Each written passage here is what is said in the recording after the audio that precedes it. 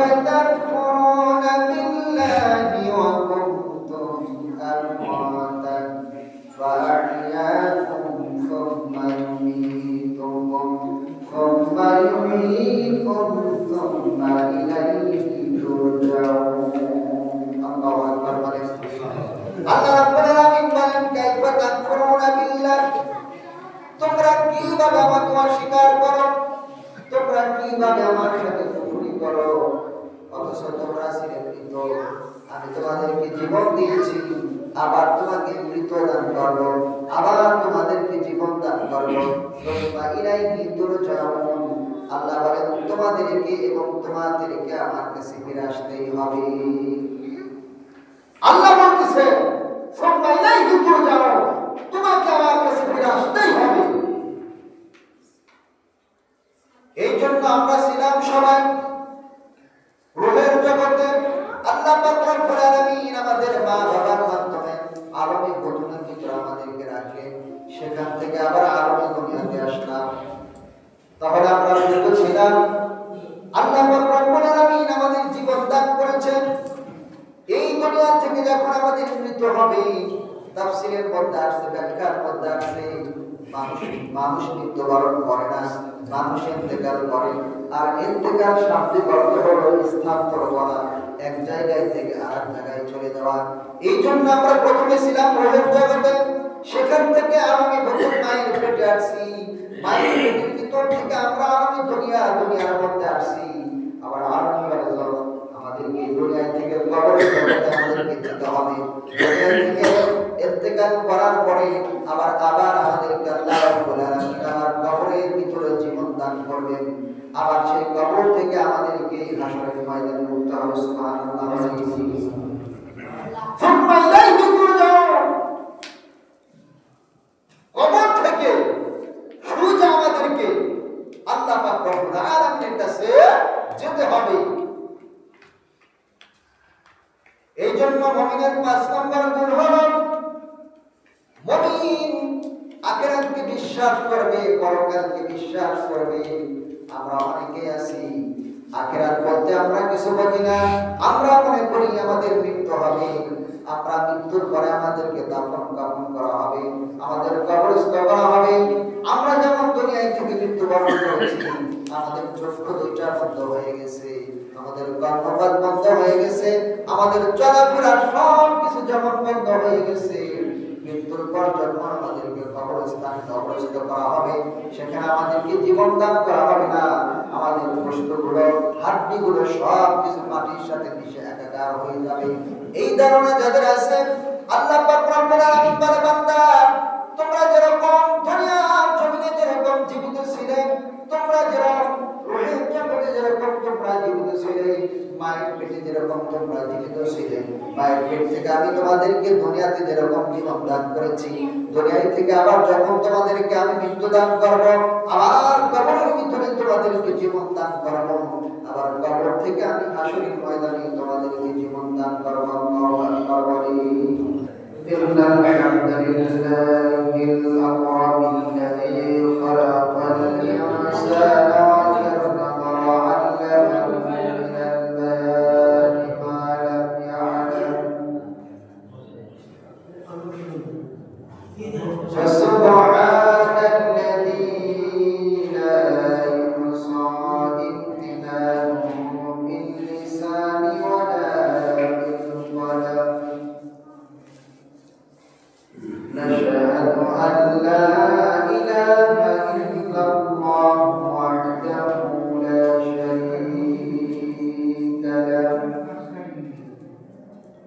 الذي أرسله بالحق بشيرا ونذيرا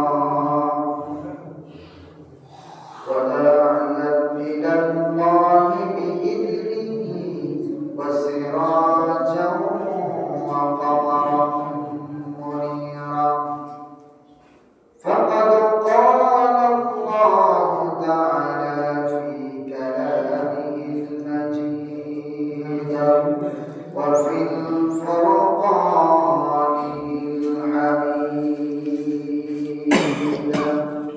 شر القرآن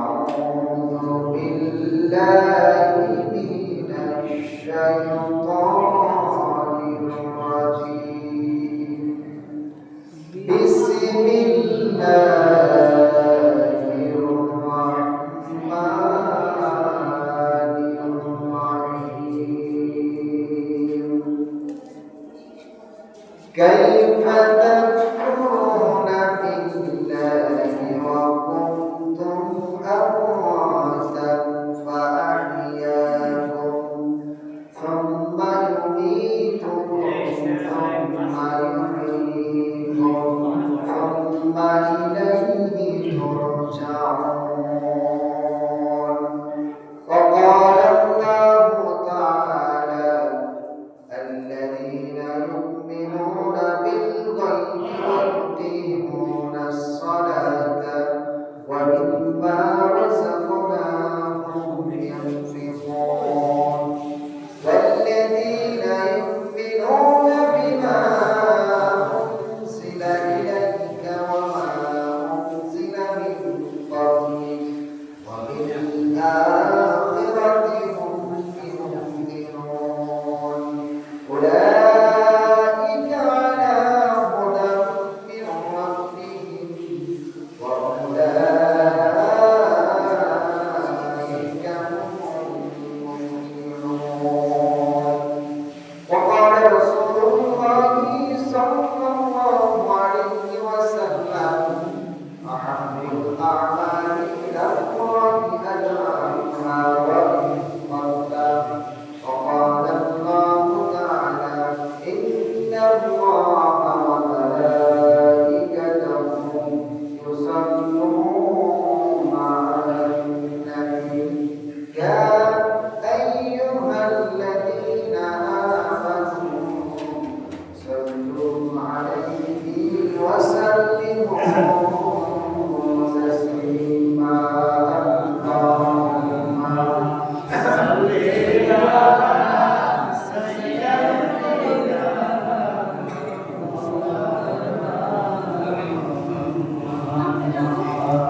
وعلى آل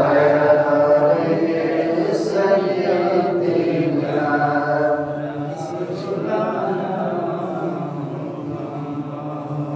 মনটা যদি হইত প্রবল হাওয়া, হইত যদি সুবর্গ মতর,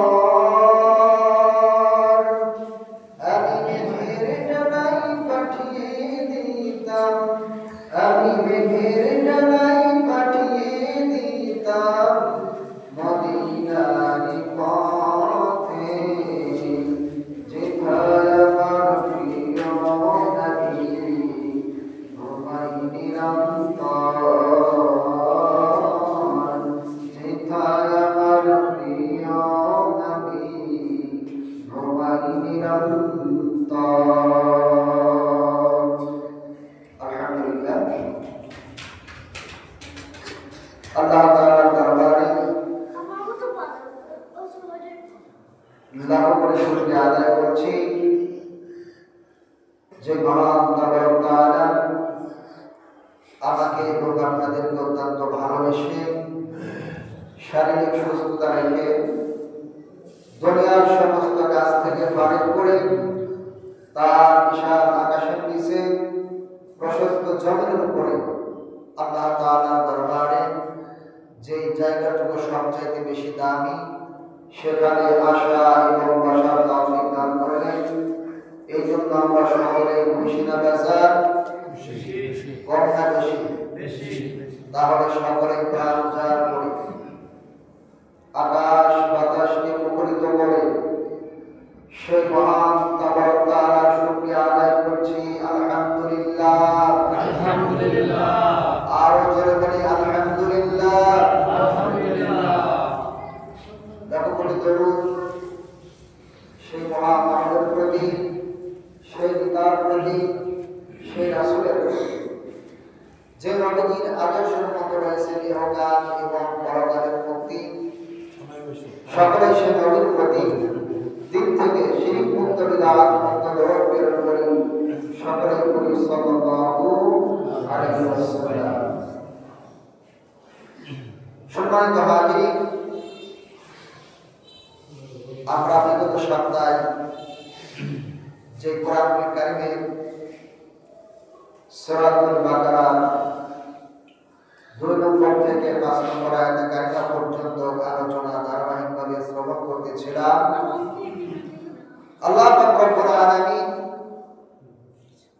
সূরাতুল বাকারা 2 নম্বর আয়াত কারিমার ভিতরে মুমিনদের 3টি গুণ বর্ণনা করেছেন এবং পরবর্তী 3 এবং 4 আয়াতের মধ্যে আল্লাহ পাক রব্বুল আলামিন আরো মুমিনদের 2টা গুণ বর্ণনা করেছেন। আমরা এই 5টা গুণ সম্পর্কে আলোচনা শ্রবণ করতেছিলাম। 3টা গুণ সম্পর্কে আমরা বিগত সপ্তাহে আলোচনা শ্রবণ করেছিলাম, ঠিক কিনা? আমরা যদি নিজেদেরকে মুমিন হিসেবে দাবি করতে চাই, তো আল্লাহ পাক রব্বুল আলামিন যে গুণের কথা বললেন সেই গুণাবলীগুলো, সেই গুণগুলো আমার আপনার ভিতরে থাকা আবশ্যক, কথাটা ঠিক কিনা? যদি থাকে তাহলে আমরা সকলেই মুমিন হতে পারবো, মুত্তাকি হতে পারবো। আল্লাহু আকবার। আমরা প্রথম নম্বর গুণ আলোচনা শ্রবণ করেছিলাম, আল্লাযীনা ইউমিনুনা বিল গায়ব। যে মুমিন হলো যে তার রবকে, তার প্রভুকে না দেখে বিশ্বাস করবে। সুবহানাল্লাহ।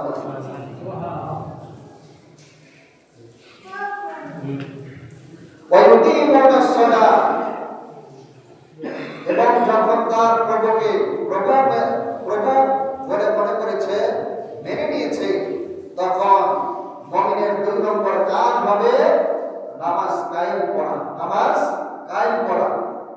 3 নম্বর হলো ওমিম্মা রাযাকনাহুম ইউনফিকুন। আল্লাহ বলেছেন, বান্দারে আমি যে তোমাদেরকে রিজিক দিয়েছি সেই রিজিক থেকে আমি আল্লাহর রাস্তায় তোমরা ব্যয় করো। সুবহানাল্লাহ বলেন। এই 3টা গুণ সম্পর্কে আমরা আলোচনা শ্রবণ করেছিলাম। 4 নম্বর গুণ আল্লাহ তাআলা বলতেছেন, আল্লাহ রাব্বুল আলামিন মুমিনের 4 নম্বর গুণ সম্পর্কে কোরআনুল কারীমের ভিতরে আয়াতে কারিমা নাযিল করেছেন। আল্লাহ রাব্বুল আলামিন বলেছেন, ওয়াল্লাযীনা ইউমিনুনা বিমা উনজিলা ইলাইকা ওয়া মা উনজিলা মিন ক্বাবলিক। আল্লাহ রাব্বুল আলামিন বলে, বান্দা, আমি আমার বান্দা মুহাম্মদ সাল্লাল্লাহু আলাইহি ওয়াসাল্লামের উপরে যে কিতাব নাযিল করেছি এবং ইতিপূর্বে যেই নবী ছিল, যেই পয়গম্বরগুলো ছিল, আমি তাদের উপরে যে কিতাবগুলো অবতীর্ণ করেছিলাম, নাযিল করেছিলাম, তোমরা যদি নিজেদেরকে ঈমানদার হিসেবে দাবি করতে চাও, তোমরা যদি নিজেদেরকে ঈমানদারের পরিচয় দিতে চাও, তাহলে আমি আমার বান্দা মুহাম্মাদের উপরে যে কোরআন নাযিল করেছিলাম এবং অন্যান্য পয়গম্বরদের উপরে যে আমি আসমান থেকে কিতাবগুলো নাযিল করেছিলাম, সেই কোরআন এবং সেই কিতাবের উপর তোমাদের ঈমান আনার করতে হবে। আল্লাহু আকবার। মুমিনের 4 নম্বর গুণ হলো, আল্লাহ বলতেছেন, ওয়াল্লাযীনা ইউমিনুনা বিমা উনজিলা ইলাইকা ওয়া মা উনজিলা মিন ক্বাবলিক। আমাদের নবী মুহাম্মদ সাল্লাল্লাহু আলাইহি সাল্লামের উপরে আল্লাহ পাক যে কিতাব নাযিল করেছিলেন, যে কোরআন নাযিল করেছিলেন, সেই কোরআনের উপরে আমাদেরকে ঈমান আনয়ন করতে হবে, বিশ্বাস করতে হবে। এটা আল্লাহর পক্ষ থেকে মানুষের হিদায়াতের জন্য এসেছে কিতাব, সেই কিতাবের উপরে আমাদেরকে বিশ্বাস স্থাপন করতে হবে। এবং আমাদের নবীর পূর্বে অন্যান্য যে নবী ছিলেন, আরো আসমানি আরো 104খানা কিতাব ছিলেন। কোরআনুল কারীম ছাড়া আসমানি আরো 103খানা কিতাব ছিলেন, মোট 104খানা কিতাব। যে অন্যান্য কিতাবগুলো যে অন্যান্য পয়গম্বরদের উপরে আল্লাহ তাআলা নাযিল করেছিলেন, সেটার উপরে আমাদেরকে ঈমান আনতে হবে। সুবহানাল্লাহ। আল্লাহ পাক রব্বুল আলামিন মুমিনের 5 নম্বর গুণ বর্ণনা করলেন, ওয়াল্লাযীনা ইউমিনুনা বিমা উনজিলা ইলাইকা ওয়া মা উনজিলা মিন ক্বাবলিক ওয়া বিল আখিরাতি হুম ইউকিনুন। আল্লাহ রাব্বুল আলামিন মুমিনের 5 নম্বর গুণ বর্ণনা করলেন যে আল্লাহ পাক রব্বুল আলামিন বলেন, ওয়া বিল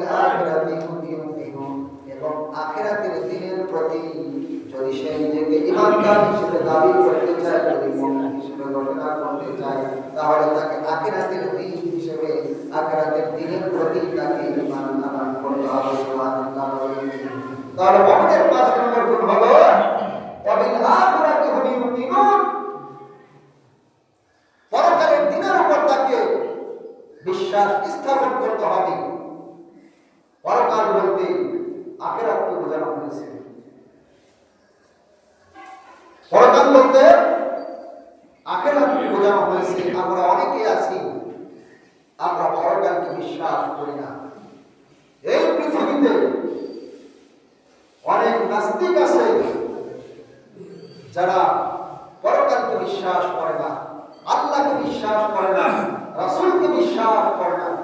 তারা মনে করে এখন দুনিয়াতে আছি, খাবো দাবো ফুর্তি করবো, আমরা মরে যাব, মরে যাওয়ার পরে মাটির সাথে মিশে একাকার হয়ে যাব, আমাদের কোনো আর অস্তিত্ব থাকবে না।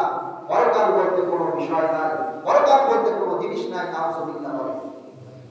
যারা পরকালকে বিশ্বাস করে না, আখিরাতকে বিশ্বাস করে না, মৃত্যুর পরে আবার তাকে পুনরুত্থান হতে হবে, আল্লাহর কাছে যেতে হবে, এটা যারা বিশ্বাস করে না তাদেরকে বলা হয়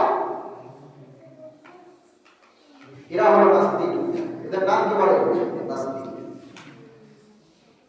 এজন্য মুমিনের ৫ নম্বর গুণ হলো মুমিন পরকালকে বিশ্বাস।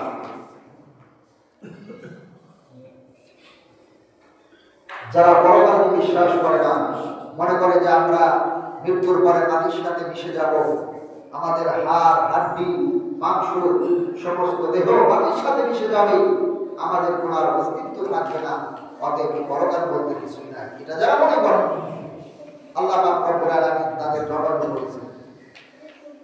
আল্লাহ রাব্বুল আলামিন বলেন, কাইফা তাকফুরুনা বিল্লাহি ওয়া কুনতুম আমওয়াতান ফাআহইয়াকুম সুম্মা ইউমীতুকুম সুম্মা ইলাইহি তুরজাউন। আল্লাহু আকবার বলেন। আল্লাহ রাব্বুল আলামিন বলেন, কাইফা তাকফুরুনা বিল্লাহ, তোমরা কিভাবে আমাকে অস্বীকার করো, তোমরা কিভাবে আমার সাথে কুফরি করো, অথচ তোমরা ছিলে মৃত, আমি তোমাদেরকে জীবন দিয়েছি, আবার তোমাকে মৃত দান করবো, আবার তোমাদেরকে জীবন দান করবো, তোমরা ইলাইহি তুরজাউন। আল্লাহ বলেন তোমাদেরকে এবং তোমাদেরকে আমার কাছে ফিরে আসতেই হবে।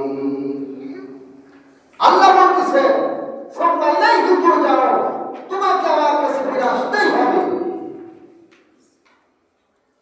এই জন্য আমরা ছিলাম সবাই রূহের জগতে। আল্লাহ পাক রব্বুল আলামিন আমাদের মা বাবার মাধ্যমে আরবে ঘটনার ভিতরে আমাদেরকে রাখলেন, সেখান থেকে আবার আরবে দুনিয়াতে আসলাম। তাহলে আমরা মৃত ছিলাম, আল্লাহ পাক রব্বুল আলামিন আমাদের জীবন দান করেছেন। এই দুনিয়া থেকে যখন আমাদের মৃত্যু হবে, তাফসীরের মধ্যে আসছে, ব্যাখ্যার মধ্যে আসছে, মানুষ মৃত্যুবরণ করে না, মানুষ ইন্তেকাল করে। আর ইন্তেকাল শাব্দিক অর্থ হলো স্থানান্তর করা, এক জায়গায় থেকে আরেক জায়গায় চলে যাওয়া। এই জন্য আমরা প্রথমে ছিলাম রূহের জগতে, সেখান থেকে আমি প্রথম মায়ের পেটে আসছি, মায়ের পেটের ভিতর থেকে আমরা আমি দুনিয়ার মধ্যে আসছি। আবার আরবি জগৎ আমাদেরকে দুনিয়া থেকে কবরের জগতে আমাদেরকে যেতে হবে। দুনিয়া থেকে ইন্তেকাল করার পরে আবার আমাদেরকে আল্লাহ রাব্বুল আলামিন আবার কবরের ভিতরে জীবন দান করবেন। আবার সেই কবর থেকে আমাদেরকে হাসরের ময়দানে উঠতে হবে। সুবহানাল্লাহ। সুম্মা ইলাইহি তুরজাউন, কবর থেকে সোজা আমাদেরকে আল্লাহ পাক রব্বুল আলামিনের কাছে যেতে হবে। এই জন্য মুমিনের ৫ নম্বর গুণ হলো মুমিন আখিরাতকে বিশ্বাস করবে, পরকালকে বিশ্বাস করবে। আমরা অনেকে আছি আখিরাত বলতে আমরা কিছু বুঝি না, আমরা মনে করি আমাদের মৃত্যু হবে, আমরা মৃত্যুর পরে আমাদেরকে দাফন কাফন করা হবে, আমাদের কবরস্থ করা হবে। আমরা যেমন দুনিয়ায় থেকে মৃত্যুবরণ করেছি, আমাদের চক্ষু দুইটা বন্ধ হয়ে গেছে, আমাদের কর্মপাত বন্ধ হয়ে গেছে, আমাদের চলাফেরা সব কিছু যেমন বন্ধ হয়ে গেছে, মৃত্যুর পর যখন আমাদেরকে কবরস্থানে কবরস্থ করা হবে, সেখানে আমাদেরকে জীবন দান করা হবে না। আমাদের গোশতগুলো, হাড্ডিগুলো সব কিছু মাটির সাথে মিশে একাকার হয়ে যাবে। এই ধারণা যাদের আছে, আল্লাহ পাক রব্বুল আলামিন বলে, বান্দা তোমরা যেরকম দুনিয়ার জমিনে যেরকম জীবিত ছিলে, তোমরা যেরকম রূহের জগতে যেরকম তোমরা জীবিত ছিলে, মায়ের পেটে যেরকম তোমরা জীবিত ছিলে, মায়ের পেট থেকে আমি তোমাদেরকে দুনিয়াতে যেরকম জীবন দান করেছি, দুনিয়া থেকে আবার যখন তোমাদেরকে আমি মৃত্যু দান করব, আবার কবরের ভিতরে তোমাদেরকে জীবন দান করব, আবার কবর থেকে আমি হাসরের ময়দানে তোমাদেরকে জীবন দান করব। এই জন্য মৃত্যুর পরে আমাদেরকে জীবন আল্লাহ পাক আবার আমাদেরকে ফেরত দিবেন। অনেকেই বলে মৃত্যুর পরে আল্লাহ পাক কিভাবে আমাদেরকে জীবন দান করবেন। অনেক নাস্তিক আছে, তারা নিজেদেরকে প্রশ্ন করে, এমনকি অনেকের সাথে তর্ক জড়িয়ে যায় যে মৃত্যুর পরে আবার কিভাবে আমরা জীবিত হব। এই প্রশ্নগুলো যখন আল্লাহ পাক রব্বুল আলামিন নবীর উপরে আয়াতে কারীম নাযিল করেছেন, আল্লাহর নবী যখন সাহাবায়ে কেরামদের মাঝে আয়াতে কারীম তেলাওয়াত করেছেন, এই আয়াতের ব্যাখ্যা বিশ্লেষণ করেছেন, অনেক কাফের মুশরিকরা আমার নবীজিকে এরকম প্রশ্ন করেছেন যে মৃত্যুর পরে আবার আমরা কিভাবে জীবিত হব। অতএব এটা সেই পূর্বে থেকে আসতেছে, সেই নাস্তিক আজও পর্যন্ত বাংলার জমিনে এক শ্রেণী আছে, কথা বল ঠিক কিনা? ভালো মানুষ আছে, নাস্তিক আছে এবং কিয়ামত পর্যন্ত থাকবে। তারা বলে তো ভালো মন্দ তফসিল করা যাবে না, ভালো মন্দ পার্থক্য করা যাবে না, যে কিভাবে আমাদেরকে জীবন দান করা হবে।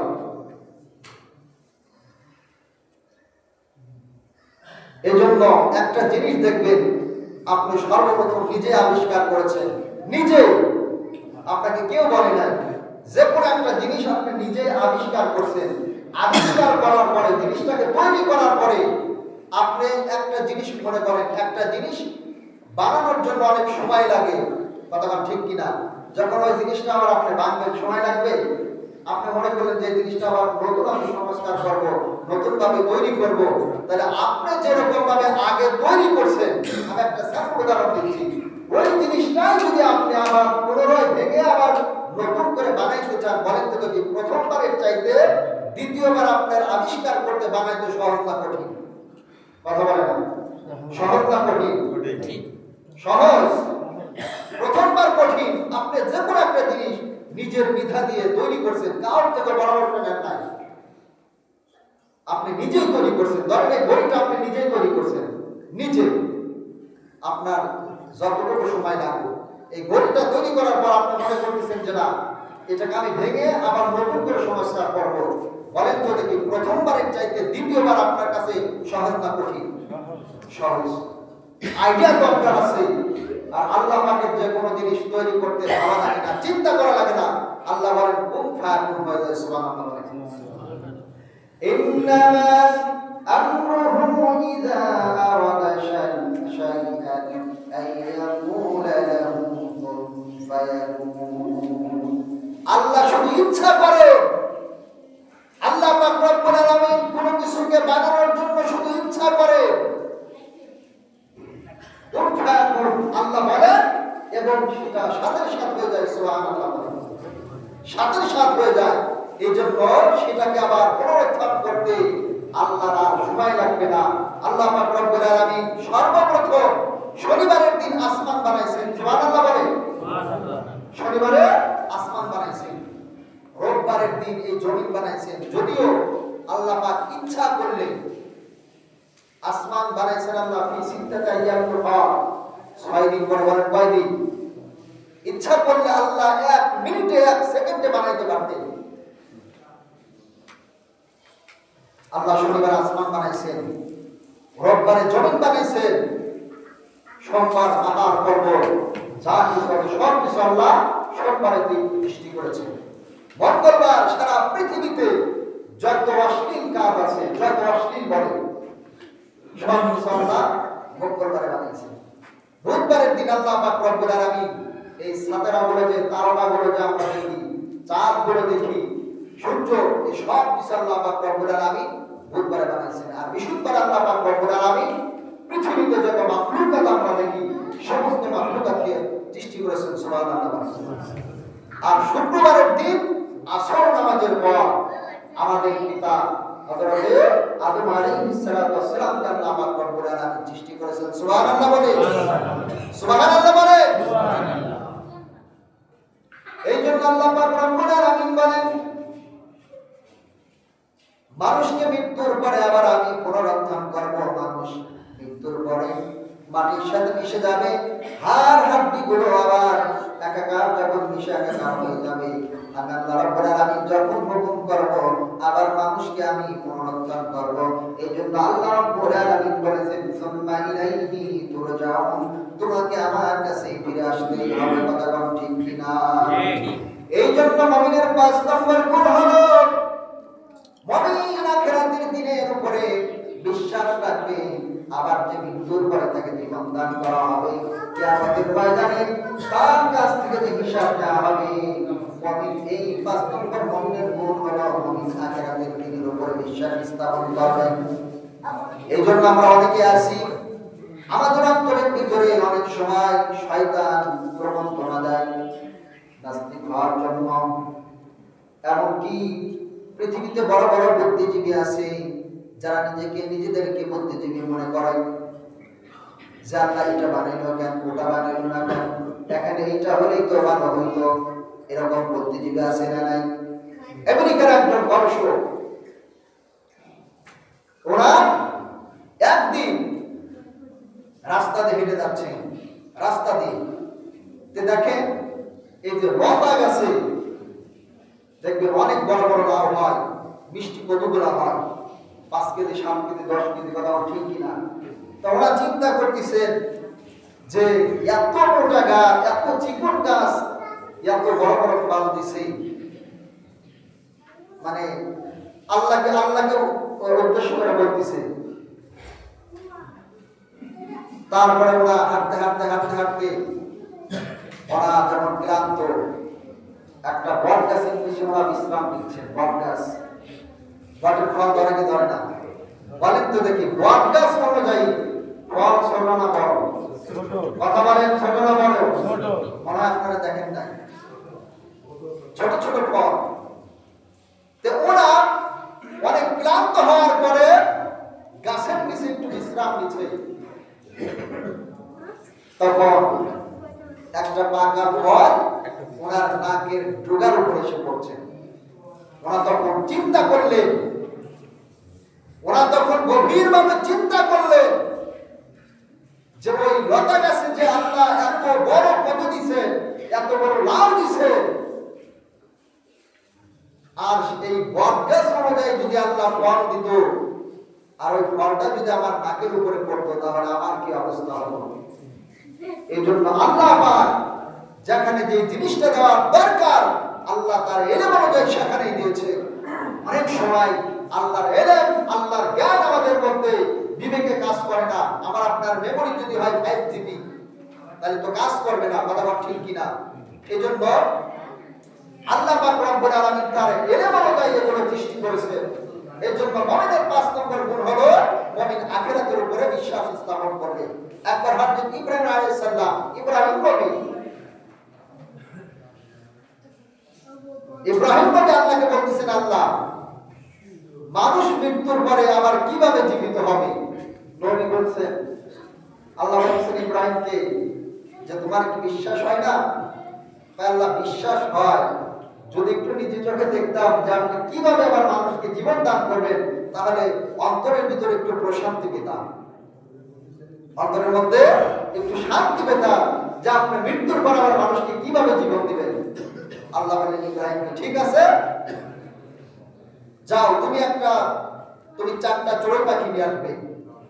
4টা চড়ুই পাখি অথবা বায়ু পাখি, এই 4টা পাখি নিয়ে এসে এই 4টা পাখিকে তুমি পোষ মানাবে। 4টা পাখিকে পোষ মানাবে এবং 4টা পাখির নাম রাখবে। ইব্রাহিম আলাইহিস সালাম 4টা পাখি নিয়ে আসলেন এবং সেগুলোর নাম রাখলেন। 4টা পাখির 4টা নাম রাখলেন এবং তিনি পোষ মানালেন। দেখবেন অনেক ছোট ছোট বাচ্চা আছে, ছোট ছোট পাখিগুলোকে পোষ মানায়, এই কাঁধের ভিতর করে নিয়ে হাঁটে।